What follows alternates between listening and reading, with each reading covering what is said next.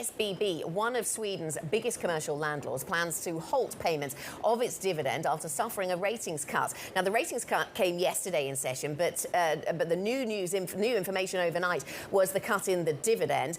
Joining us now is Anton Wilen in Stockholm, who can give us details of what happened here and why, because this is a story that's getting quite a lot of international attention, Anton.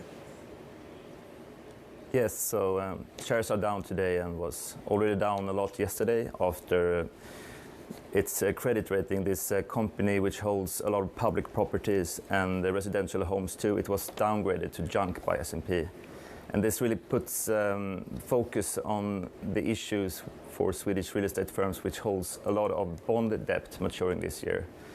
They have some $41 billion of bond debt maturing within 5 years, and a quarter of that is due this year. So, Anton, for the reasons you just stated, it's kind of seen as a bellwether or some sort of canary in the coal mine for not just Swedish real estate, but the European property sector broadly. But put this into some context for us. When it comes to Swedish real estate specifically, just how bad is it? Is this an isolated incident?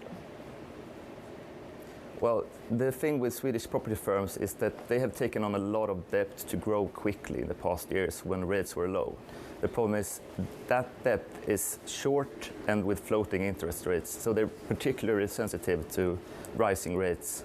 And what happens now is that bond market is too expensive to finance on, and they will seek bank funding, but banks in Sweden are already exposed to this industry.